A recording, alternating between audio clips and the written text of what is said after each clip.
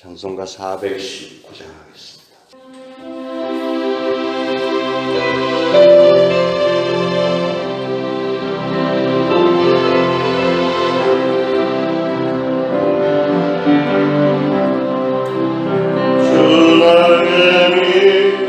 내가 편안히 쉬네. 감기 고비와 나누어져도 아버지께서 날 지켜주시니 거기서 편안히 쉬리로다. 주 날개미 편안하다. 그 사랑 그를 잠기며 주 날개미 내 쉬는 영원히 거기서 살리. 주 날개미 내가 떠난 저되니 거기서 쉬기를 원하노라. 세상이 나를 위롭지 못하나 거기서 평화를 누리리라. 주 날개미 편안하다. 그 사랑 그를 잠기며 주 날개미 내 쉬는 영원히 거기서 살리. 주 날개미 참된 기쁨이 있네.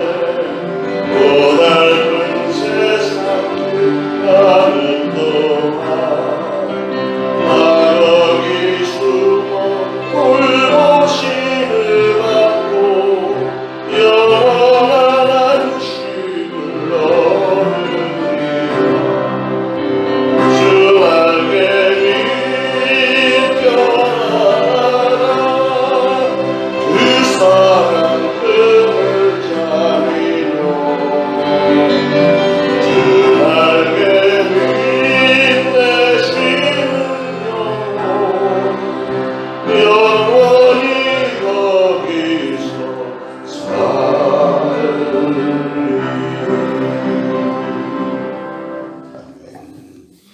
시편 61편 1절부터 8절 한 목소리로 봉독하겠습니다.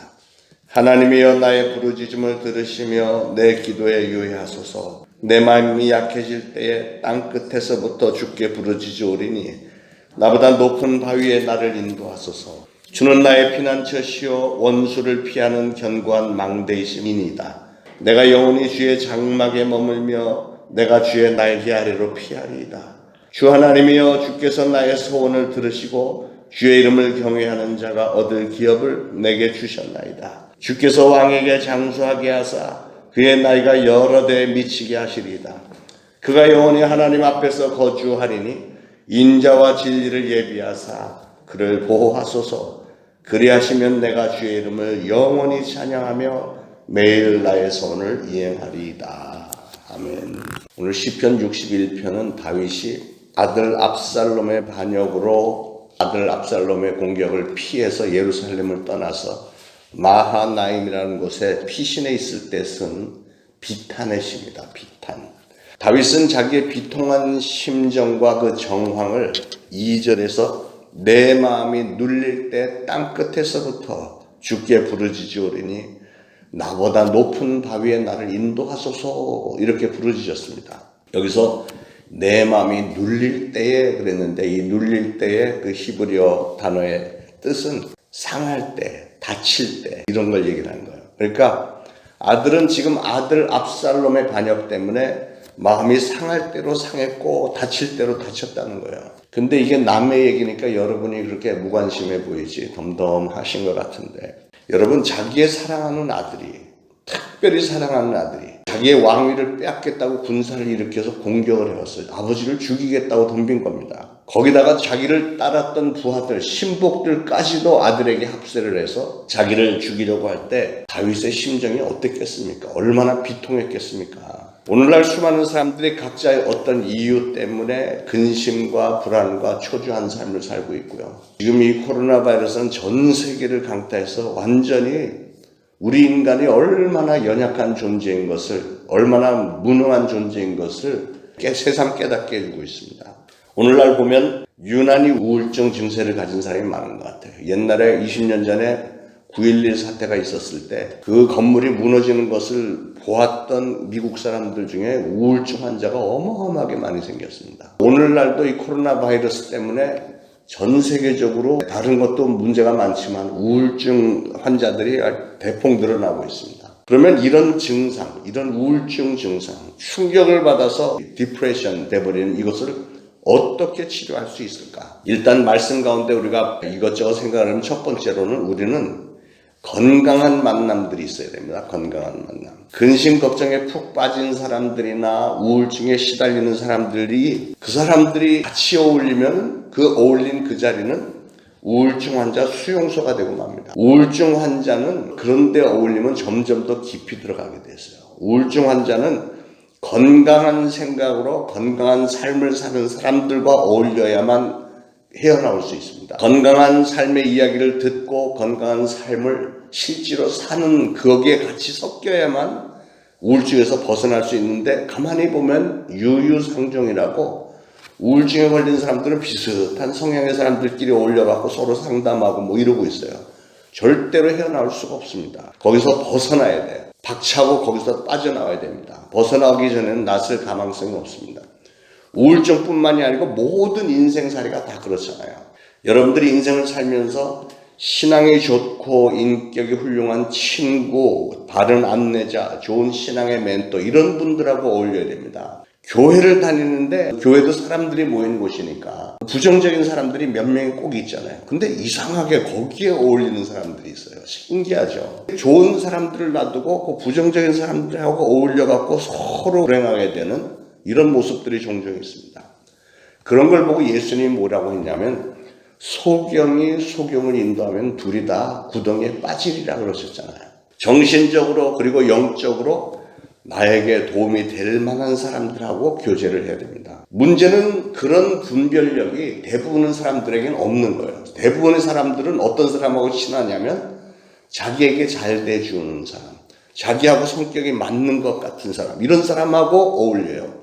그러니까 우울증 걸린 사람은 우울증 걸린 사람하고 같이 어울리고 거기서 벗어나야 되는데 벗어나기 위해서는 분별력이 있어야 되는데 분별력이 대부분이 없다는 게 문제예요. 그러면 어떻게 분별할 수 있을까? 여러분, 사람을 분별하는 방법은 그 사람의 열매를 보고 분별하는 거예요. 우리 하나님도 우리의 맺은 열매를 보고 평가를 하시겠다고 했잖아요. 열매를 봐야 됩니다. 여러분이 어떤 특정한 사람과 같이 지냈는데, 예를 들어서 여러분이 어떤 사람하고 친하게 지냈는데 구역에 갔더니 어떤 구역에서도 어떤 사람하고 친하게 지냈는데 그 사람하고 지내면서부터 나도 모르게 신앙과 점점 멀어졌고 교회 출석을 등한시하게 되었다. 그러고 만나면은 종종 대화 내용이 교회를 비판하는 얘기를 하게 됐다. 그거는 아주 명백한 크라이테리아, 표적입니다.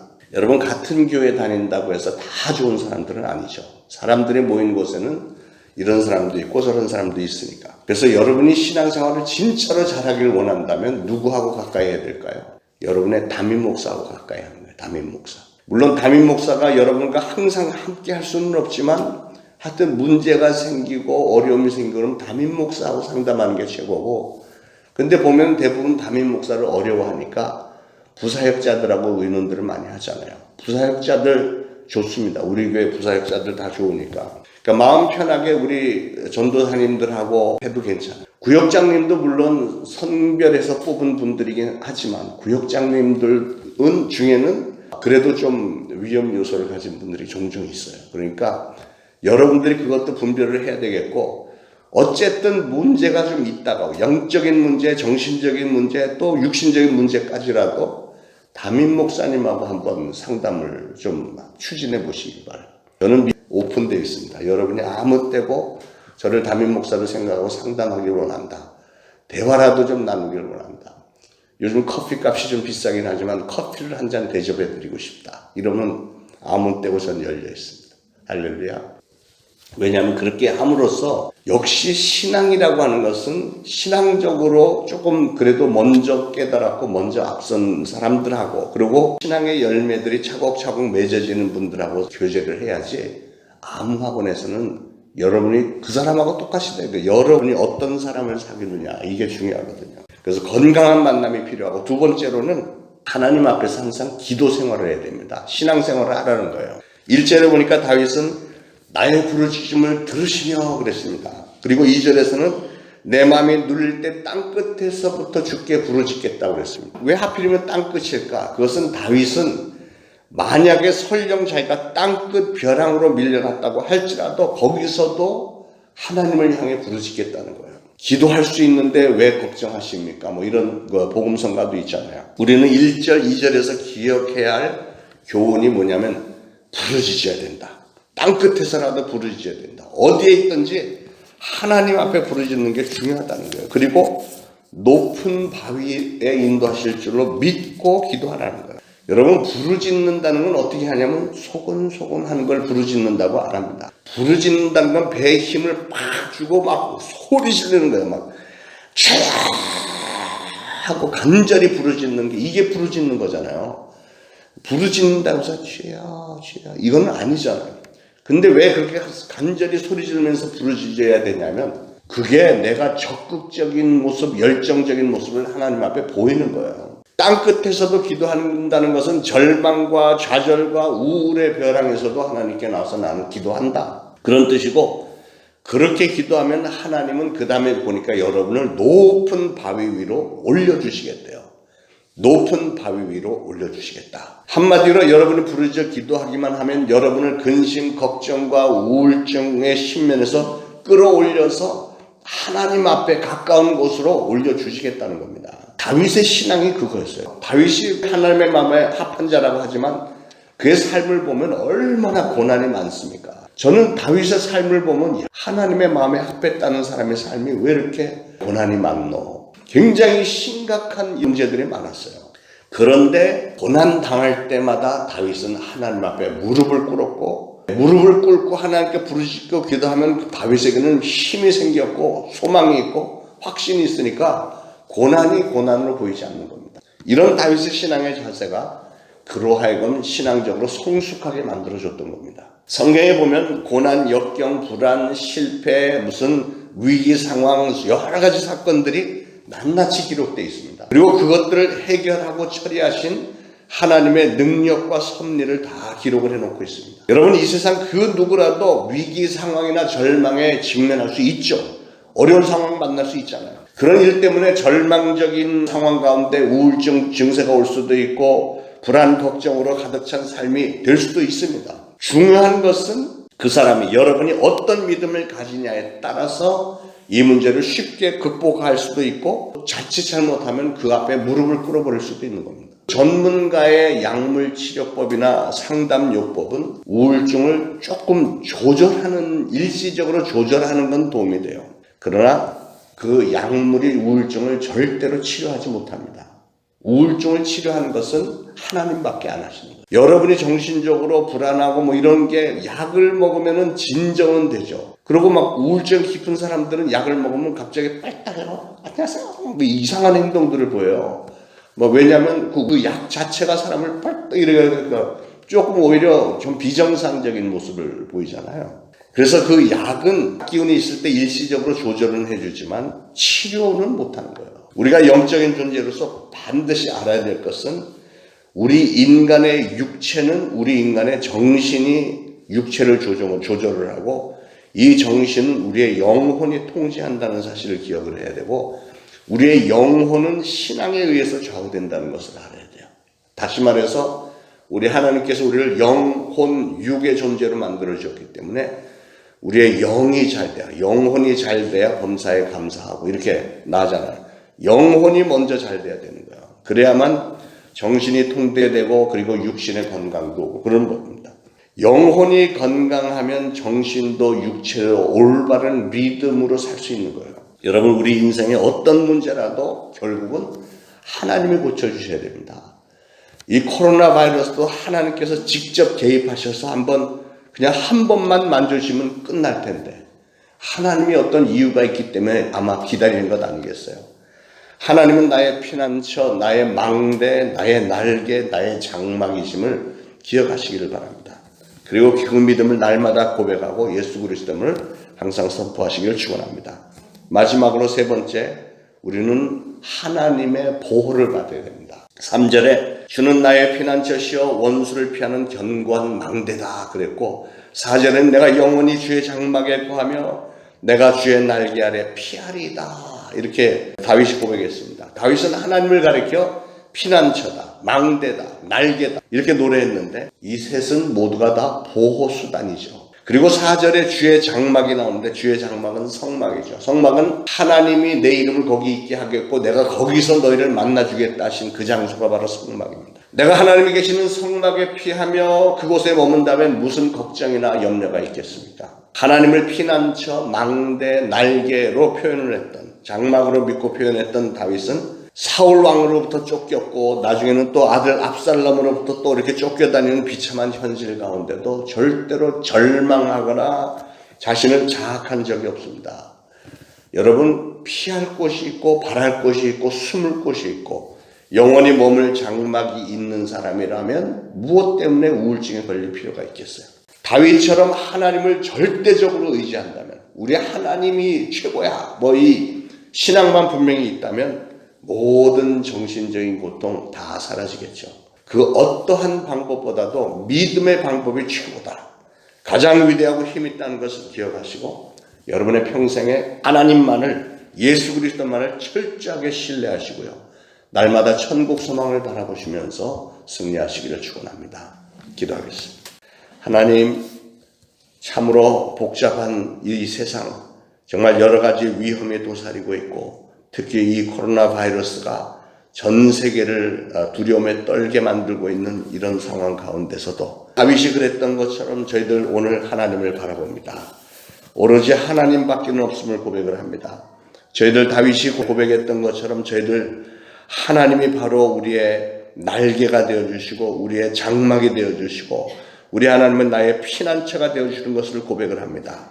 저희들은 하나님의 돌보심이 필요합니다. 하나님 저희를 긍휼히 여기시고 저희를 돌보아 주시고 저희들의 손을 붙들어 이렇게 세워주시고 저희들의 평생에 예수 그리스도 이름을 선포하면서 하나님의 힘으로 세상의 그 어떠한 공격도 다 이겨낼 수 있도록 성령님께서는 저희 한 사람 한 사람 꼭 붙들어 주옵소서.